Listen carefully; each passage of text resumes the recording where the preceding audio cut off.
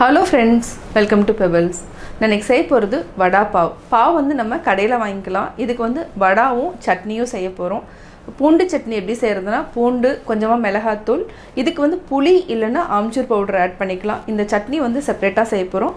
வடா வந்து உருளைக்கிழங்கை வேக வச்சுட்டு இது கூட கொஞ்சமாக வந்து பூண்டு, பச்சை மிளகாய், வெங்காயம் சேர்த்து நம்ம செய்ய போகிறோம். வாங்க எப்படி செய்கிறதுன்னு பார்க்கலாம். நம்ம இன்றைக்கி செய்ய போகிறது உருளைக்கிழங்கு போண்டா. இது வந்து நல்லா வாஷ் பண்ணிவிட்டு இது ஒரு 5 விசில் விட்டு வேக வச்சு தனியாக எடுத்து வச்சுக்கலாம். இப்போ எப்படி செய்கிறதுன்னு பார்க்கலாம். ஒரு கடாயில் நம்ம ஒரு 3 டேபிள் ஸ்பூன் அளவுக்கு ரீஃபைண்ட் ஆயில் விட்டுக்கலாம். இதுக்கு வந்து கடுகு இல்லைனா சீரகம் ரெண்டில் எது வேணாலுமே தாளிச்சிக்கலாம். சீரகம் வந்து ஒரு 1/2 டேபிள் ஸ்பூன் அளவுக்கு ஆட் பண்ணிக்கலாம். இது கூட நம்ம பொடியாக நறுக்கி வச்சுருக்கிற பச்சை மிளகாய், பூண்டு இது நல்லா பச்சை வாசம் போகிற வரைக்கும் வதக்கிக்கலாம். இப்போ பூண்டு வாசம் வர ஆரம்பிச்சிருச்சு. இது கூட நம்ம மஞ்சத்தூள் ஆட் பண்ணிக்கலாம். எண்ணெயிலே போட்டுட்டோம்னா பச்சை வாசம் போயிடும். இது நல்லா வதக்கிட்டு உருளைக்கிழங்கு வேக வச்சு எடுத்துருக்குறோம். இதையும் நம்ம ஆட் பண்ணிக்கலாம். மசிச்சுக்கலாம். கையிலேயே நல்லா மசிச்சு போட்டுக்கணும். நம்ம 4 உருளைக்கிழங்கையும் வேக வச்சுட்டு மசிச்சிட்டோம். இது நல்லா மிக்ஸ் பண்ணி விடுங்க. தேவையான அளவு உப்பு ஆட் பண்ணிக்கலாம்.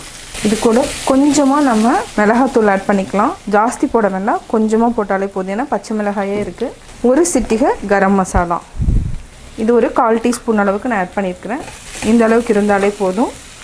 இப்போ நம்ம உருளைக்கிழங்கு ஸ்மேஷருக்கு இதை வச்சு நல்லா மசிச்சு விட்டுக்கலாம்.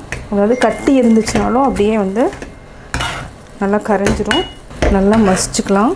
இப்போ நம்ம ஆற வச்சுட்டு உருண்டை பிடிச்சி தனியாக எடுத்து வச்சுக்கலாம். அதுக்கப்புறம் நம்ம டீப் ஃப்ரை பண்ணிக்கலாம். நல்லா மசிச்சிட்டோம். இப்போ நம்ம ஆல்ரெடி கட் பண்ணி வச்சுருக்கிறேன் கொத்தமல்லி வந்து ஒரு கைப்பிடி, கருவேப்பிலை ஒரு 5 லீஃபை வந்து பொடியாக நறுக்கியிருக்கிறேன். அதே மாதிரி வாசத்துக்கு வந்து புதினா வந்து ஒரு 10 லீஃப் எடுத்து அதையும் பொடியாக நறுக்கியிருக்கேன். இது எல்லாத்தையுமே நம்ம மிக்ஸ் பண்ணிக்கலாம்.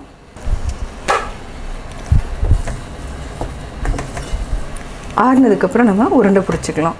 இது தனியாக எடுத்து வச்சுக்கலாம். நம்ம மேல் மாவு வந்து கடலை மாவு, கொஞ்சமாக அரிசி மாவு ஆட் பண்ணிக்கலாம். இதுக்கு வந்து 1 2 3 4 5 6 டேபிள் ஸ்பூன் அளவுக்கு நான் கடலை மாவு எடுத்துருக்கிறேன். 2 டேபிள் ஸ்பூன் அரிசி மாவு ஆட் பண்ணிக்கலாம். 1 டேபிள் ஸ்பூன் 2 டேபிள் ஸ்பூன் அரிசி மாவு ஆட் பண்ணிக்கலாம். கொஞ்சமாக பெருங்காயம், அதாவது 1/4 டீஸ்பூன் அளவுக்கு கொஞ்சம் கம்மியாக இருந்தால் போதும். இந்த அளவுக்கு இருந்தால் போதும். இது கூட கொஞ்சமாக ஆப்ப சோடா, இது வந்து ரொம்ப தேவையில்லை, ஒரு சிட்டிகை இருந்தாலே போதும். இதையும் நம்ம ஆட் பண்ணிக்கலாம். தேவையான அளவு உப்பு. இதை மிக்ஸ் பண்ணிவிட்டு ஒரு சிட்டிகை மஞ்சத்தூள், மிளகாத்தூள் 1/2 டீஸ்பூன், அவ்வளோதான். இதையை நல்லா மிக்ஸ் பண்ணிக்கோங்க. ஒரு 1/4 டீஸ்பூன் அளவுக்கு சீரகத்தை நல்லா க்ரஷ் பண்ணிவிட்டு ஆட் பண்ணிக்கலாம். இது வந்து ஆப்ஷனல் தான். இப்போ நம்ம தண்ணி ஊற்றி மிக்ஸ் பண்ணிக்கலாம். ரொம்ப தண்ணி ஊற்றக்கூடாது, கெட்டியாகவும் இருக்கக்கூடாது, தண்ணியாகவும் இருக்கக்கூடாது. இன்னும் கொஞ்சம் தண்ணி ஊற்றிக்கலாம். நல்லா கலக்கிக்கலாம். கட்டி இல்லாமல் கரைச்சிக்கணும். இப்போ பார்த்திங்கன்னா மாவு வந்து இந்த மாதிரி இருக்கணும். தண்ணியாகவும் இருக்கக்கூடாது, ரொம்ப கெட்டியாகவும் இருக்கக்கூடாது. தோசை மாவு பதத்தில் நம்ம கரைச்சிட்டோம். இப்போ உருளைக்கிழங்கு ஆல்ரெடி வதக்கி வச்சுருக்கிறத வந்து நம்ம உருண்டை பிடிச்சிக்கலாம். அதுக்கப்புறம் டிப் பண்ணி நம்ம ஃப்ரை பண்ணிக்கலாம். இப்போ ரெடி ஆகிடுச்சு. இதை தனியாக ஒரு ஓரமாக எடுத்து வச்சுக்கலாம். ஆறிடுச்சு. இதை நம்ம சின்ன சின்ன உருண்டைகளாக பிடிச்சிக்கலாம். நம்மளுக்கு எந்த சைஸ் வேணுமோ, இது ஆல்ரெடி வெந்ததுனால உங்களுக்கு அதாவது என்னென்னா வேகணும்னு அவசியம் இல்லை. ஆல்ரெடி இது நல்லாவே வெந்துடுச்சு.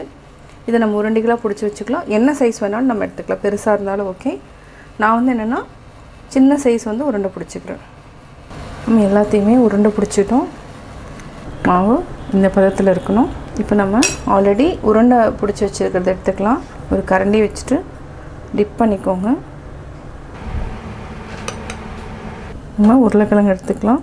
இது அப்படியே போட்டுடலாம். சிம்மில் வச்சுக்கலாம்.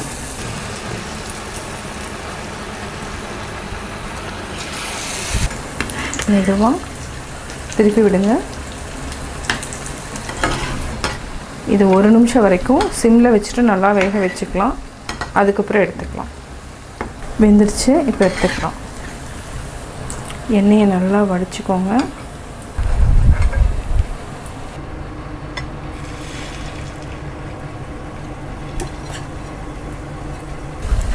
திருப்பிக்கலாம்.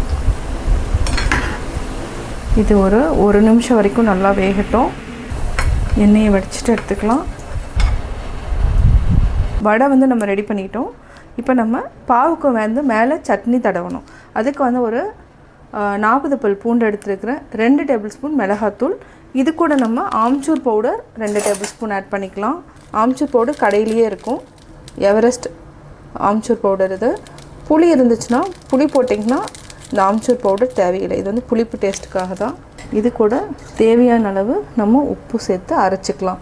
இது வந்து சட்னி ரெடி ஆயிடும். இப்போ நம்ம பாவுக்கு தடவுறதுக்கு பூண்டு சட்னி அரைச்சிட்டோம். நம்ம பாவு எடுத்துக்கலாம். இதை எடுத்துக்கோங்க. இதை லைட்டாக நம்ம சூடு பண்ணிக்கலாம்.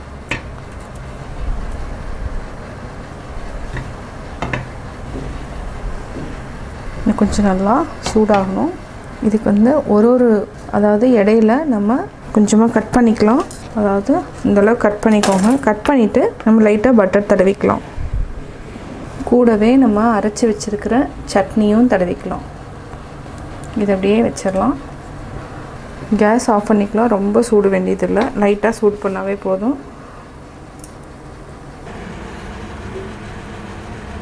இது கூட கொஞ்சம் இதே மாதிரி நம்ம எல்லாத்துலேயுமே நம்ம பட்டர் தடவிட்டு சட்னி வச்சுக்கலாம். நம்ம ஆல்ரெடி அதாவது பாவு வந்து ரெடி பண்ணிட்டோம். சட்னி பட்டர் இருக்குது. இது கூட நம்ம வடா, அதாவது உருளைக்கிழங்கு போண்டா தான் வடான்னு சொல்லுவோம். இதையை நம்ம ஃபிக்ஸ் பண்ணிவிட்டு கொஞ்சம் நல்லா ப்ரெஸ் பண்ணிக்கலாம். அவ்வளோதான், ஒன்றா ரெடி பண்ணி வச்சிடலாம். இப்போ ரெடி ஆயிடுச்சு வடா பாவ். சுவையான வடா பாவ் ரெடி. நான் வடா பாவ் எப்படி செஞ்சேங்கிறத பார்த்தீங்க. கட்டாயம் உங்களுக்கு இந்த வீடியோ பிடிச்சிருக்கும். இந்த வீடியோ பிடிச்சதுன்னா லைக் பண்ணுங்கள், ஷேர் பண்ணுங்கள், கமெண்ட் பண்ணுங்கள்.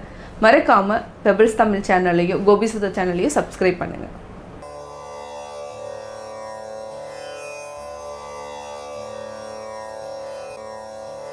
குணமென்னும் குன்றேறி நின்றார் வெகுளி கணமேயும் காத்தல் அரிது.